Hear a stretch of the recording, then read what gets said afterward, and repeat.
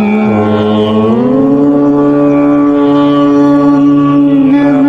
శివాయ.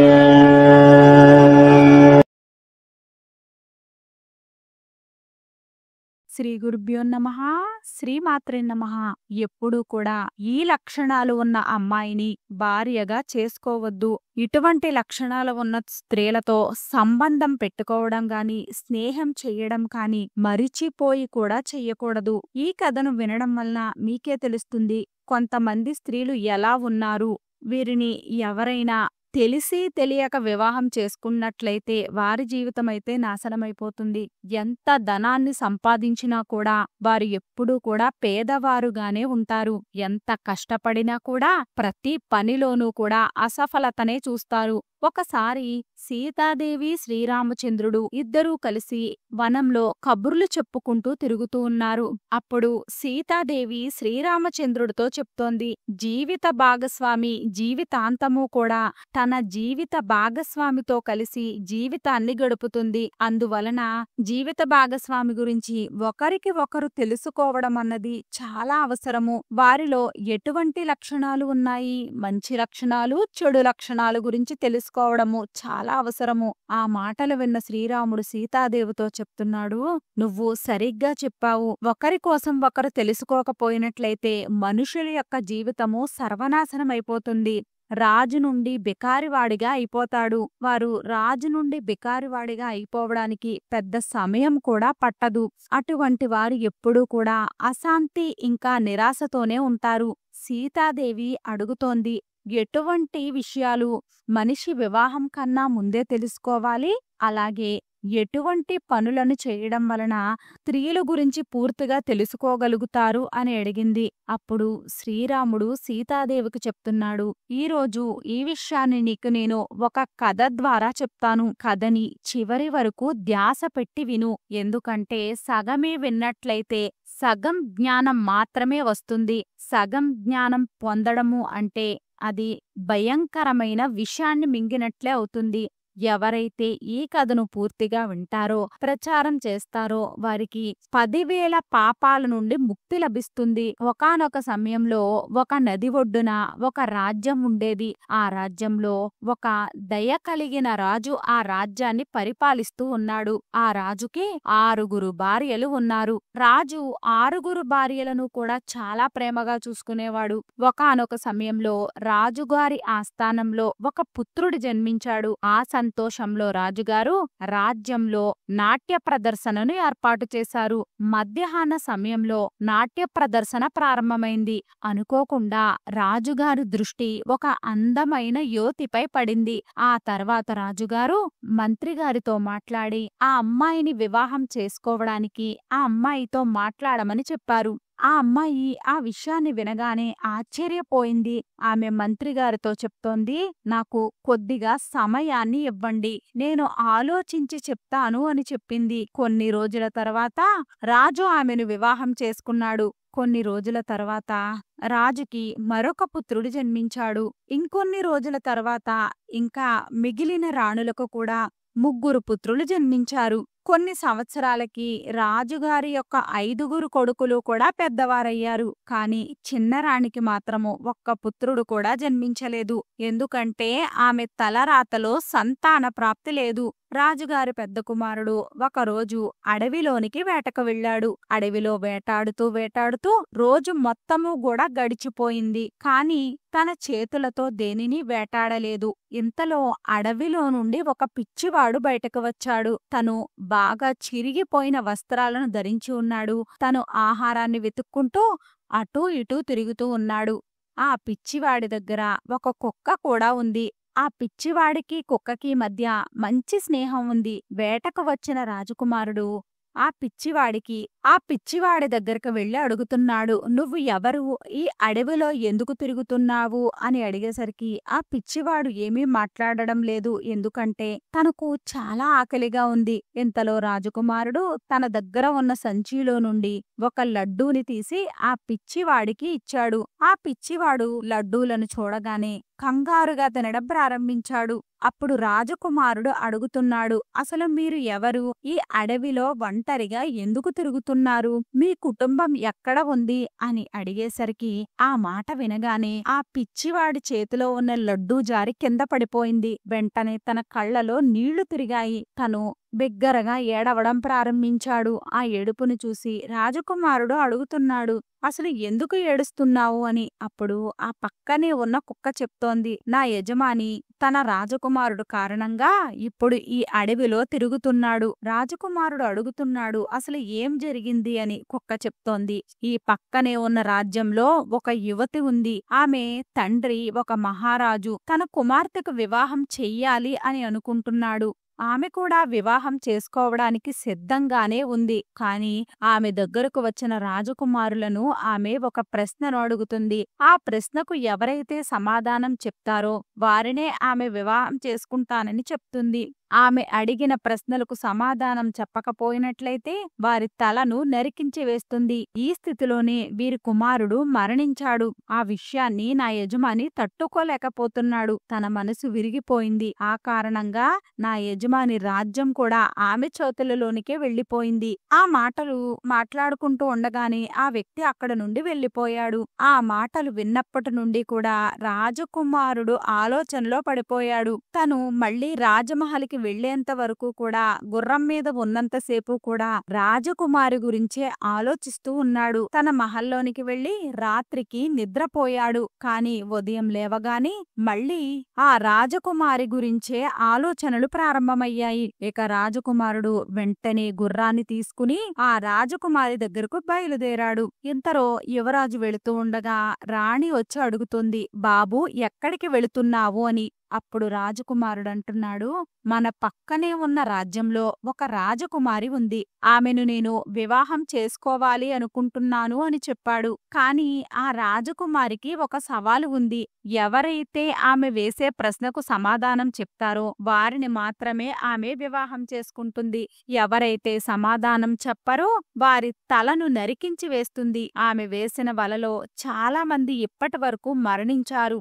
చాలా రాజ్యాలను ఆ స్త్రీ కబ్జా చేసింది. అది విని యువరాజు తల్లిదండ్రులు యువరాజుని ఆపడానికి చాలా ప్రయత్నాలను చేశారు. కాని రాజకుమారుడు ఏమాత్రం వినకుండా పక్క రాజ్యానికి బయలుదేరాడు. వెంటనే పక్క రాజ్యానికి చేరుకుని ఆ యువతి దగ్గరికి వెళ్లి వెంటనే వివాహం గురించి మాట్లాడాడు. అప్పుడు రాజకుమారి అంటుంది, నేను వివాహం చేసుకోవడానికి సిద్ధంగా ఉన్నాను. కాని నేను అడిగే ఒకే ఒక ప్రశ్నకు మీరు సమాధానాన్ని చెప్పాలి. అప్పుడే నేను మిమ్మల్ని వివాహం చేసుకుంటాను. మీరు నేను అడిగే ప్రశ్నకు సమాధానం చెప్పకపోయినట్లయితే మీ తలను నరికి వేస్తారు. రాజకుమారుడు ఆ షరతుకి అంగీకరించాడు. రాజకుమారుడు అడుగుతున్నాడు, రాజకుమారి చెప్పు, నీ షరతు ఏమిటి? నీ సవాలు ఏమిటి?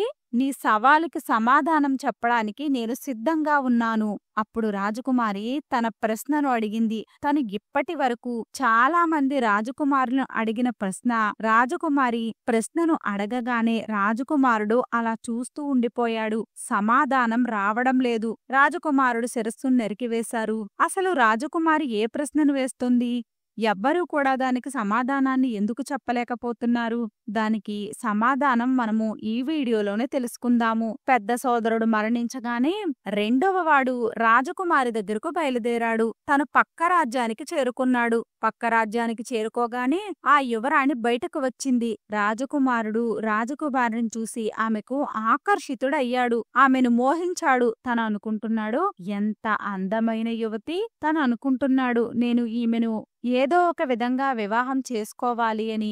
రాజకుమారుడు రాజకుమారిని అడుగుతున్నాడు, నా పెద్ద సోదరుడు ఎక్కడా? ఆ విషయం వినగానే రాజకుమారి అంటుంది, నాకు దాని గురించి ఏమీ తెలియదు. అది విని రాజకుమారుడు ఆలోచనలో పడ్డాడు. అప్పుడు రాజకుమారి రాజకుమారుడితో చెప్తోంది, మీ అన్నయ్య ఎవరో నాకు తెలియదు అని చెప్పేసరికి రాజకుమారుడు అంటున్నాడు, మీరు ఎంతో అందంగా ఉన్నారు. నేను మిమ్మల్ని వివాహం చేసుకోవాలి అనుకుంటున్నాను అని చెప్పాడు. రాజకుమారి అంటుంది, రాజకుమారా, నేను మిమ్మల్ని వివాహం చేసుకుంటాను. కానీ ఒక ప్రశ్న ఉంది. ముందు మీరు ఆ ప్రశ్నకు సమాధానం చెప్పండి అని అడిగేసరికి మీ ప్రశ్న ఏమిటో అడగమని చెప్పాడు. రెండవ రాజకుమారుడు కూడా సమాధానం చెప్పలేకపోయాడు. రెండవ రాజకుమారుడు తల కూడా నరికివేశారు. ఆ విధంగా రాజుగారి నలుగురు కుమారులు కూడా చనిపోయారు. ఇంకా ఒకే ఒక్క కుమారుడు మాత్రమే మిగిలి ఉన్నాడు. అందరికన్నా చిన్నవాడు. తను కూడా రాజకుమారి మహిళ దగ్గరకు బయలుదేరాడు. తను బయలుదేరిన తర్వాత తల్లిదండ్రులు అతనిని ఆపడానికి ఎంతో ప్రయత్నం చేశారు. కానీ చిన్నవాడు దానికి అంగీకరించకుండా చెప్తున్నాడు, నేను ఆమె దగ్గరకు వెళ్లి నా సోదరులను చంపిన విషయం గురించి తెలుసుకుంటాను. లేదంటే నేను వెనక్కి తిరిగి రాలేదు అంటే మీకు పుత్రులే పుట్టలేదు అని అనుకోండి. కాని తండ్రి ఎంతో ఆపడానికి ప్రయత్నం చేశాడు. కాని రాజకుమారుడు మాత్రము కక్ష తీర్చుకోవాలి అనే కోరికతో అక్కడ నుండి వెళ్ళిపోయాడు. వెళుతూ ఆ చిన్న రాజకుమారుడు ఆలోచిస్తూ ఉన్నాడు, నా సోదరులు ఏ విధంగా అయితే వెళ్లారో అలాగే నేను కూడా వెళ్ళిపోయినట్లయితే నేను కూడా చనిపోవాల్సి వస్తుంది. వెళ్ళడమైతే ఖచ్చితంగా వెళ్ళాలి. కానీ తను కొంచెం సేపు ఆలోచించుకున్న తర్వాత ఏం చేశాడు అంటే, రాజకుమారి మహల్కి కొద్దిగా దూరంలో ఒక తోట ఉంది. ఆ రాజకుమారుడు తన గుర్రాన్ని ఆ తోటలోనే వదిలేశాడు. తను ఆ వనంలోనే తిరుగుతూ ఉన్నాడు. ఎందుకంటే రాజకుమారి ఆ వనంలోనికి విశ్రాంతి తీసుకోవడానికి వస్తూ ఉంటుంది. రాజకుమారుడు తోటలోనే ఉన్నాడు. రాజకుమారి కొంతమంది స్నేహితులతో కలిసి తోటలోనికి వచ్చింది. కొంచెం సమయం తర్వాత రాజకుమారి తన స్నేహితులతో చెప్తోంది, నాకు చాలా దాహంగా ఉంది, మంచినీటిని తీసుకుని రమ్మని చెప్పింది. ఆ మాట వినగానే తన స్నేహితురాలలో ఒక స్నేహితురాలు ఆ పక్కనే ఉన్న సరోవరం నుండి నీటిని తేవడానికి వెళ్ళింది. ఆ సరోవరంలోని రాజకుమారుడు ఒక మామిడి చెట్టు దగ్గర నుంచుని ఉన్నాడు. రాజకుమారిని చూడగానే ఆమె రూపాన్ని చూసి మోహించాడు. రాజకుమారి స్నేహితురాలు ఇంతలో నీటిని తీసుకుని వచ్చింది, రాజకుమారికి ఇచ్చింది. వెంటనే ఆమె మళ్లీ సరోవరం దగ్గరికి వెళ్ళిపోయింది. అక్కడ ఉన్న ఆ యువకుడిని అడుగుతుంది, నువ్వు ఎవరు, ఇక్కడ ఏం చేస్తున్నావు? నేను నిన్ను చూడగానే నీ రూపానికి మోహితురాలని అయ్యాను. నేను వెంటనే నిన్ను వివాహం చేసుకోవాలి అని అనుకుంటున్నాను. అప్పుడు రాజకుమారుడు అడుగుతున్నాడు, అసలు నువ్వు ఎవరు అని. అప్పుడు ఆమె చెప్తోంది, నేను రాజకుమారి స్నేహితురాలు చంద్రలేఖని. అది వినగానే చంద్రలేఖతో పాటు కలిసి చంద్రలేఖ ఇంటికి రాజకుమారుడు వెళ్ళాడు. చంద్రలేఖ తన ఇంట్లో రాజకుమారుడిని కూర్చోపెట్టింది, భోజనం పెట్టింది. చంద్రలేఖ రాజకుమారుడితో చెప్తోంది, మీరు ఏం ఆలోచిస్తున్నారు? మీరు ఏమీ ఆలోచించకండి. నేను మిమ్మల్ని ఏమీ మోసం చెయ్యను. నేను మిమ్మల్ని ప్రేమిస్తున్నాను. ఆ మాట వినగానే రాజకుమారుడు ఏడవడం ప్రారంభించాడు. రాజకుమారుడు అంటున్నాడు, నేను ఎందుకు సరోవరంలో తిరుగుతున్నాను అంటే, రాజకుమారి చాలా మందిని చంపేసింది. అందులో నా 5 సోదరులు మరణించారు. నేను నా సోదరులకు జరిగిన అన్యాయానికి బదులు తీర్చుకుందామని వచ్చాను. అసలు ఆ రాజకుమారి ఏ ప్రశ్నను అడుగుతోంది? చంద్రలేఖ అంటుంది, నేను ఆ విషయాన్ని మీకు చెప్తాను గాని ముందు నాకు మీరు మాట ఇవ్వండి. నన్ను మీరు వివాహం చేసుకుంటానని చెప్పండి. చంద్రలేఖ రాజకుమారుడితో వివాహం చేసుకుంటాను అనే మాటను తీసుకుంది. ఇంతలో ఆమె ఈ విషయాన్ని కూడా ఆలోచిస్తుంది.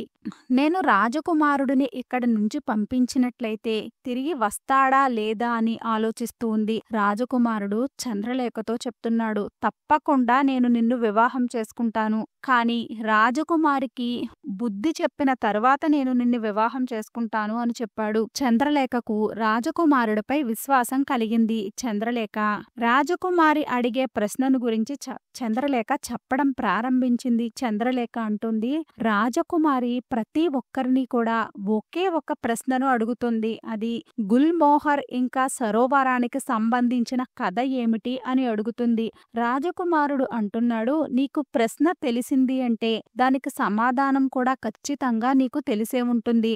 దానికి సమాధానం నాకు చెప్పు అని అడుగుతాడు. అప్పుడు చంద్రలేఖ చేతులు జోడించి చెప్తోంది, నాకు ఈ ప్రశ్నకు సమాధానం తెలిసి ఉన్నట్లయితే ఏం జరిగినా కూడా నేను మీకు ఈ ప్రశ్నకు సమాధానాన్ని చెప్పే ఉండేదాన్ని. కానీ నాకు ఆ ప్రశ్నకు సమాధానం తెలియదు. కానీ చంద్రలేఖ చెప్పింది, రాజకుమారి ఒక సరోవరంలో ఒక ఋషి నివసిస్తూ ఉంటాడు. ఈ ప్రశ్నకు సమాధానము ఆయనకే తెలుసు. ఈ గుల్మోహర్ ఇంకా సరోవరానికి సంబంధించిన కథ గురించి రాజకుమారికి ఆయనే సలహా ఇచ్చాడు. నిన్ను ఎవరైనా వివాహం చేసుకోవాలని వస్తే వారిని నువ్వు గుల్మోహర్ యొక్క కథని అడుగు. అసలు ఇప్పటి వరకు రాజకుమారికి కూడా ఆ కథ ఏమిటో తెలియదు. అయినా కూడా రాజకుమారి ఆ ప్రశ్నను అడుగుతుంది. ఎందుకంటే ఆమె ఆ సాధువుని ప్రేమిస్తుంది. రాజకుమారుడు అంటున్నాడు, ఏమీ పర్వాలేదు, నువ్వు నా పనిని చాలా తేలిక చేశావు. నేను ఇప్పుడిక్కడి నుండి వెళ్ళి ముందుగా గుల్మోహర్ ఇంకా సరోవరానికి సంబంధించిన కథను గురించి తెలుసుకుంటాను.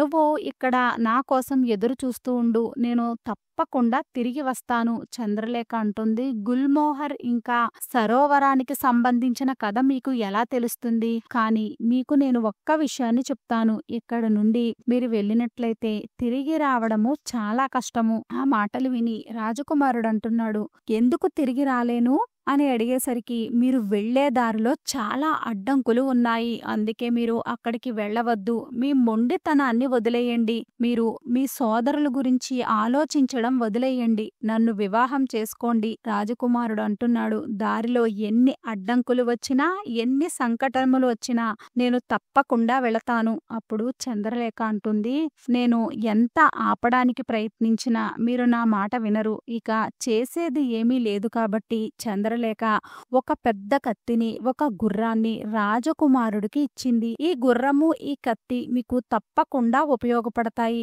మీరు ఒక పనిని చెయ్యండి. మీరు ఇక్కడ నుండి దక్షిణం వైపుకు వెళ్ళండి. మీరు దక్షిణం వైపుకు వెళ్ళినట్లయితే మీకు కొంచెం దూరం వెళ్ళిన తర్వాత గుహలో మీకు ఒక సింహం కనిపిస్తుంది. ఆ సింహాన్ని చూసి మీరు అసలు భయపడవద్దు. ఎందుకంటే ఆ సింహం ముసలిదైపోయింది. అందువలన సింహం వేటాడలేకపోతుంది. ఎప్పుడూ ఆకలితోనే ఉంటుంది. మీరు ఈ కత్తి సహాయంతో ఆ సింహానికి తినడానికి ఏదైనా తప్పకుండా తీసుకుని వెళ్ళండి. ఎప్పుడైతే ఆ సింహం బయటకు వస్తుందో తనకు తినడానికి ఏదైనా పెట్టండి. ఆ మాంసాన్ని తిని ఆ సింహం మీకు తప్పకుండా సహాయం చేస్తుంది. మీరు అడవిలో ఇంకొంచెం ముందుకు వెళ్ళినట్లయితే మీకు ఒక సముద్రం కనిపిస్తుంది. మీరు ఒక సముద్రం ఒడ్డుకు చేరుకుంటారు. అక్కడ నుండి మీరు సముద్రాన్ని దాటవలసి ఉంటుంది. ఆ మాటలు చెప్పి రాజకుమారుని పంపిస్తుంది. రాజకుమారుడు దక్షిణం వైపు అడవిలోనికి వెళుతూ ఉన్నాడు. రాజకుమారుడు వెళ్తూ ఉంటే చంద్రలేఖ చెప్తోంది, మరిచిపోకుండా తప్పకుండా తిరిగి రండి అని చెప్తుంది. ఏం జరిగినా కూడా జీవితమంతా కూడా మీకోసమే ఎదురు చూస్తాను అని చెప్పింది. ఏం జరిగినా నన్ను మరిచిపోవద్దు అని చెప్పింది. అప్పుడు రాజకుమారుడు విశ్వాసం కలిగే విధంగా ఈ విధంగా చెప్తూ ఉన్నాడు, నేను తప్పకుండా తిరిగి వస్తాను, నిన్ను వివాహం చేసుకుంటాను, నువ్వు అస్సలు చింతించవద్దు అని చెప్పి రాజకుమారుడు అడవి వైపుకు వెళుతూ ఉన్నాడు. వెళుతూ ఉండగా చంద్రలేఖ చెప్పినట్లుగానే తనకి సింహం ఉండే గుహ కనిపించింది. అందులో ఒక ముసలి సింహం ఉంది. తను చంద్రలేఖ చెప్పినట్లుగానే ఆ సింహం ముందు మాంసాన్ని ఉంచాడు. ఎందుకంటే సింహం చాలా ఆకలిగా ఉంది. ఆ భోజనాన్ని చూడగానే సింహం చాలా సంతోషించింది. వెంటనే తినడం ప్రారంభించింది. రాజకుమారుడు అనుకుంటున్నాడు, సాయంత్రం అయిపోతుంది, కొంచెం సేపు అయినట్లయితే మొత్తం చీకటైపోతుంది. రాజకుమారుడు కొన్ని కర్రలను తీసుకుని వచ్చాడు. మంటని వేశాడు. ఆ మంట దగ్గరే రాజకుమారుడు పక్కనే సింహం కూడా కూర్చుంది. కొంచెం సేపటి తర్వాత రాజకుమారుడికి చాలా నిద్ర రావడం వలన రాజకుమారుడు అక్కడే నిద్రపోతాడు. తెల్లవారిన తర్వాత ఆ సింహంతో కలిసి రాజకుమారుడు దక్షిణం వైపుకు ముందుకు వెళుతూ ఉన్నాడు. రాజకుమారుడు ముందుకు వెళ్ళడానికి చాలా అడ్డంకులు ఎదురయ్యాయి.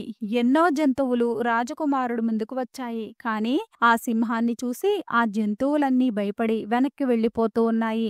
ఆ విధంగా రాజకుమారుడు వెళుతూ వెళుతూ సింహం సహాయంతో సముద్రం ఒడ్డుకు చేరుకున్నాడు. సముద్రం ఒడ్డున రాజకుమారుడు చేరుకోగానే అక్కడ ఒక వ్యాపారి తన వ్యాపారానికి సంబంధించిన సరుకులతో ఆ ఒడ్డున ఉన్నాడు.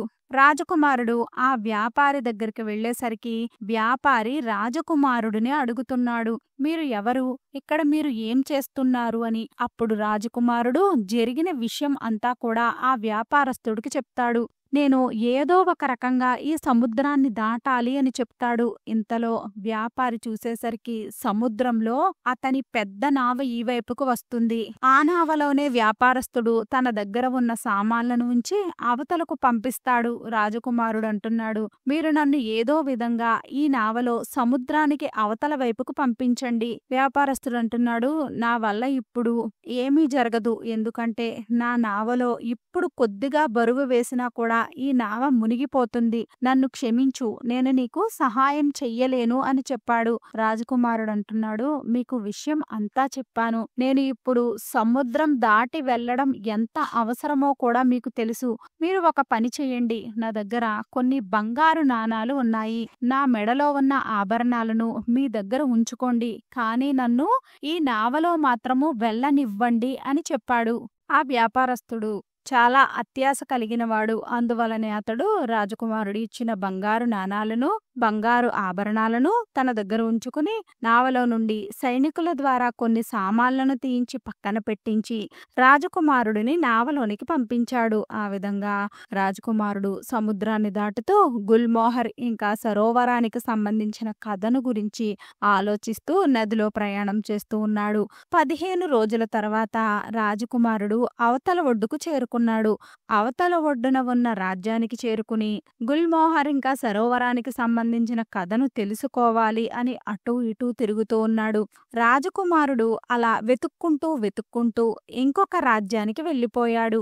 రాజకుమారుడు ఏదైతే రాజ్యానికి వెళ్ళాడో ఆ రాజ్యం పేరే గుల్మోహర్. అక్కడ రాజుగారి పేరు సరోవర్. అక్కడికి వెళ్ళిన తర్వాత రాజకుమారుడు చూసేసరికి సరోవర్ రాజుగారి రాజభవనంలో ప్రతి నిత్యము కూడా కళలు జరుగుతూ ఉండేవి. అక్కడికి చాలా మంది వచ్చేవారు, సంగీతాన్ని వాయించేవారు, నృత్యం చేసేవారు. సభలో అందరూ కూడా చాలా సంతోషించేవారు. రాజకుమారుడు వాళ్ళందరి మధ్యలోనికి వెళ్ళి తన కూడా అక్కడ కూర్చున్నాడు.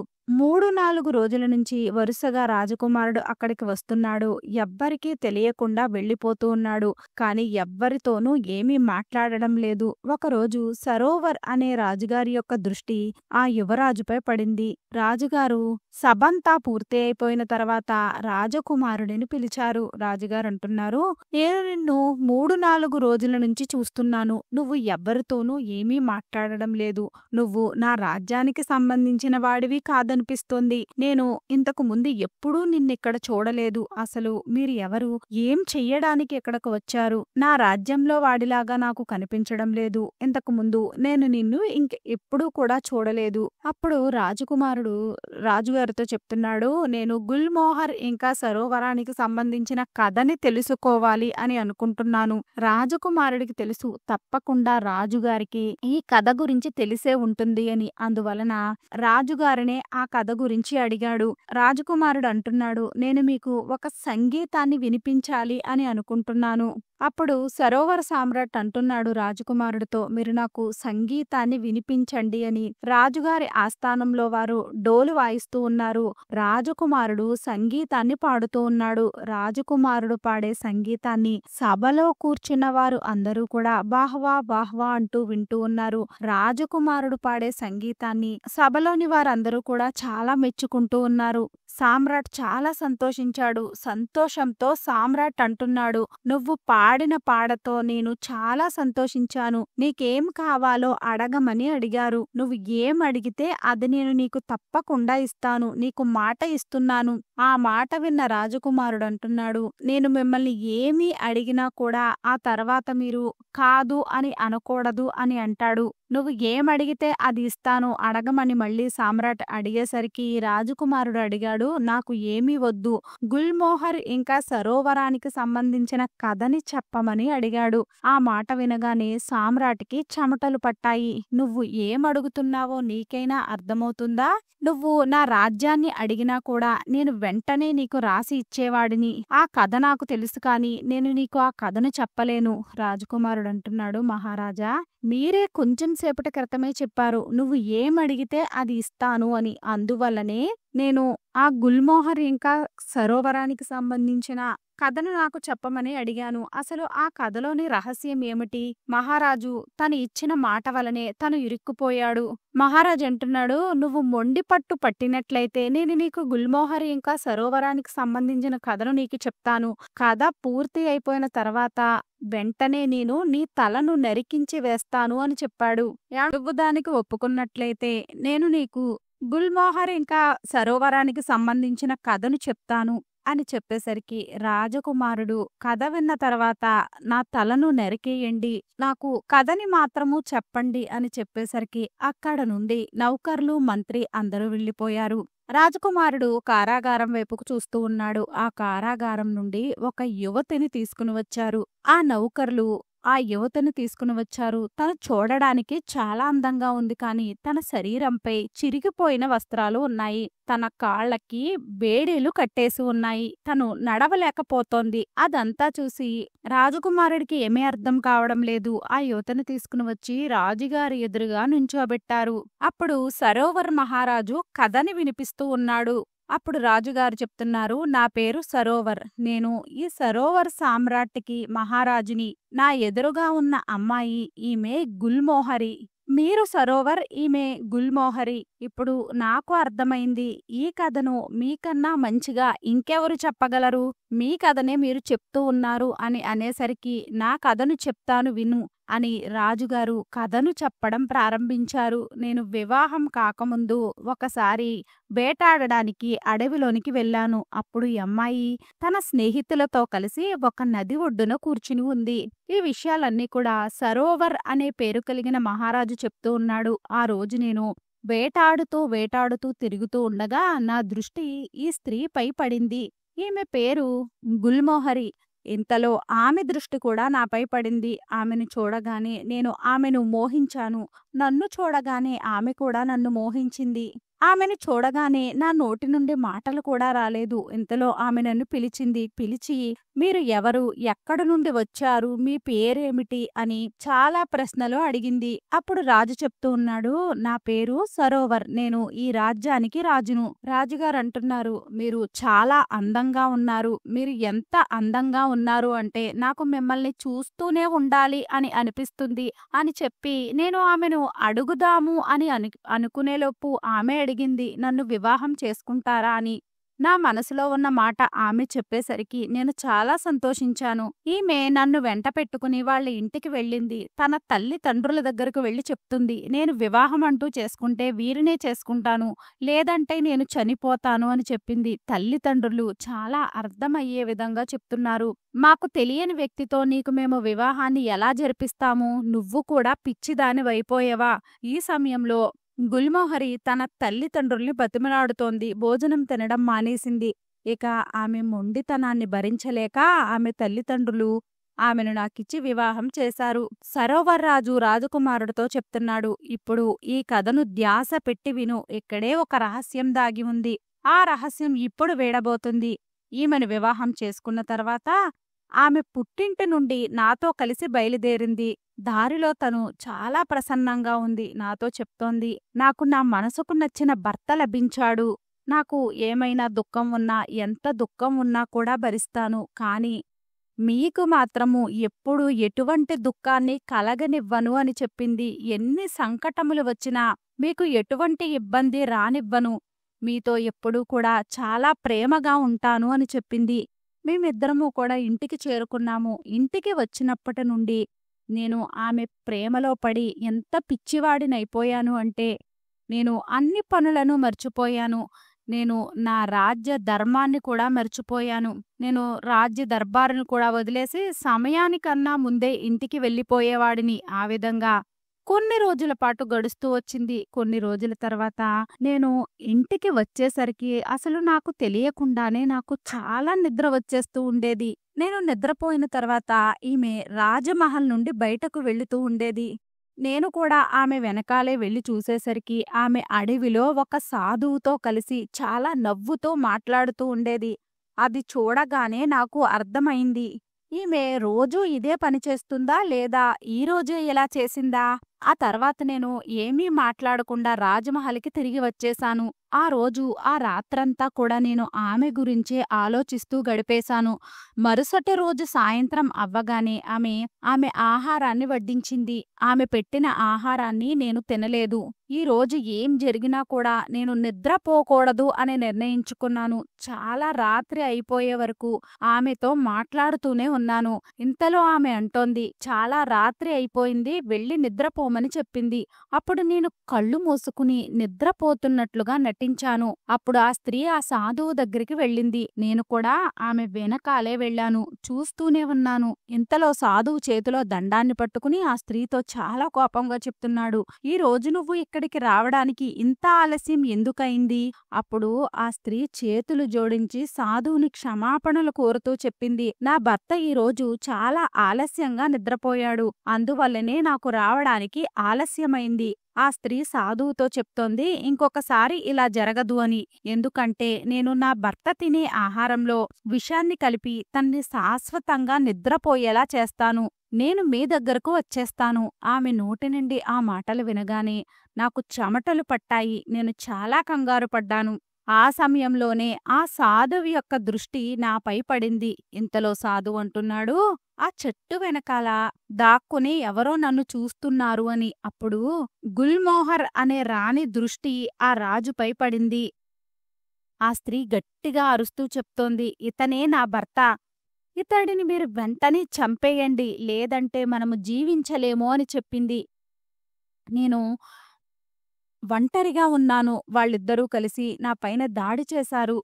నన్ను చంపడానికి చాలా ప్రయత్నాలు చేశారు. చాలా పెద్ద యుద్ధమే జరిగింది. ఇంతలో నేను కింద పడిపోయాను. సాధువు నన్ను గట్టిగా కొట్టాడు. అక్కడ ఉన్నది ఒక స్త్రీ కాదు, ఒక రాక్షసి. తను నన్ను కత్తి తీసుకుని పొడవడానికి చూస్తుంది. ఇంతలో అక్కడ నుండి ఎలా తప్పించుకోవాలో నాకు అర్థం కావడం లేదు. ఇంతలో అటువైపుగా ఒక కుక్క వచ్చింది. ఆ కుక్క ఆ రాణిపై దూకింది, నన్ను రక్షించింది. అక్కడ ఉన్న సాధువు సముద్రాన్ని దాటి సముద్రానికి అటువైపున ఉన్న అంజలి అనే పేరు కలిగిన రాజకుమారి యొక్క రాజమహల్కి వెళ్ళిపోయి అక్కడ దాక్కున్నాడు. రాజకుమారుడికి సరోవర్ రాజు చెప్పిన విషయం మొత్తమూ కూడా అర్థమైంది. సరోవర్ మహారాజు చెప్తూ ఉన్నాడు, "ఇదే సరోవర్ ఇంకా గుల్మోహర్కి సంబంధించిన కథ. నేను ఇచ్చిన మాట ప్రకారము పూర్తి కథంతా కూడా నీకు చెప్పేశాను. అలాగే ఇప్పుడు నీ తల నరికేయవలసి ఉంటుంది. దానికన్నా ముందు నాకు ఈ విషయం చెప్పండి. ఆ రాణి ఆ సాధువుని తన రాజ్యంలో ఎందుకు దాచిపెట్టింది? ఇప్పటి వరకు ఎందుకు అలా దాచి ఉంచింది?" రాజకుమారుడు ఆ ప్రశ్నలు అడిగేసరికి సరోవర్ రాజు తను ఇచ్చిన మాటలో తానే ఇరుక్కుపోయాడు. రాజకుమారుడు అడిగిన ప్రశ్నలకు సమాధానాన్ని చెప్పలేకపోయిన కారణంగా రాజకుమారిని వదిలేశాడు రాజుగారు. రాజుగారు అంటున్నాడు, "ఇప్పుడు నేను నిన్ను వదిలేస్తున్నాను. ఇంకెప్పుడూ కూడా ఈ రాజ్యంలో నాకు కనిపించవద్దు." రాజకుమారుడు కథంతా విన్న తర్వాత అంజలి అనే అమ్మాయి ఉన్న ఆ రాజకుమారు దగ్గరికి వెళ్ళాడు. రాజకుమారి దగ్గరికి వెళ్ళి, "నిన్ను వివాహం చేసుకోవాలి అని అనుకుంటున్నాను" అని చెప్పాడు. అప్పుడు ఆమె చెప్తోంది, "ముందు మీరు నేను అడిగే ప్రశ్నకు సమాధానాన్ని చెప్పాలి. అప్పుడే నేను మిమ్మల్ని వివాహం చేసుకుంటాను" అని చెప్పింది. "మీరు ఒకవేళ సమాధానం చెప్పకపోయినట్లయితే మీ తలను నరికి వేస్తాను" అని చెప్పింది. రాజకుమారుడికి ముందే తెలుసు కదా రాజకుమారి ఏం ప్రశ్నను వేస్తుంది అని. అందువలనే రాజకుమారుడు ఆ షరతుకి ఒప్పుకున్నాడు. రాజకుమారుడు అడుగుతున్నాడు, "నీ ప్రశ్న ఏమిటో అడుగు. నేను వాటికి సమాధానం చెప్పడానికి సిద్ధంగా ఉన్నాను. నేను చెప్పే సమాధానాన్ని విన్న తర్వాత నువ్వు కోపాన్ని అదుపు చేసుకోలేవు." అప్పుడు రాజకుమారి ఆలోచిస్తూ ఉంది, అసలు ఈ కథలో ఏముంది? అది విని నేను ఎందుకు కోపాన్ని చూపిస్తాను? కాని రాజకుమారి ఆ విషయంపై ధ్యాస పెట్టకుండా రాజకుమారుడితో చెప్తోంది, "నువ్వు ముందు కథను వినిపించు. ఎందుకంటే ఆ రాజకుమారి ఆ సాధువు యొక్క ప్రేమలో గుడ్డిదైపోయింది." రాజకుమారుడు చెప్పిన మొత్తము కథ అంతా కూడా రాజకుమారుడు వినిపించాడు. ఆ కథ అంతా విన్న తర్వాత రాజకుమారుడి అంటుంది, "ఈ కథలో ఏముంది నాకు కోపం రావడానికి? నువ్వు ఏ సాధువు ప్రేమలో అయితే గుడ్డిదానివైపోయావో పారిపోయావో వాడే గుల్మోహర్ సరోవరంలో ఉన్న సాధువు. అక్కడ నుండి పారిపోయి సముద్రాన్ని దాటి ఈ వైపున ఉన్న నీ దగ్గరకు వచ్చి దాక్కున్నాడు. ఆ మాటలు విన్న అంజలికి రాజకుమారుడు చెప్పిన మాటలపై అస్సలు విశ్వాసమే కలగలేదు. వెంటనే ఆమె తన రాజ్యంలో నుండి ఆ సాధువు దగ్గరికి బయలుదేరింది. అంజలితో పాటు వెనకాలే రాజకుమారుడు కూడా వెళ్ళాడు. అంజలి సాధువుని అడుగుతుంది, నువ్వు ఎవరు అని అడిగింది. ఆ మాట వినగానే సాధువు కంగారు పడతాడు, ఏమీ మాట్లాడడు.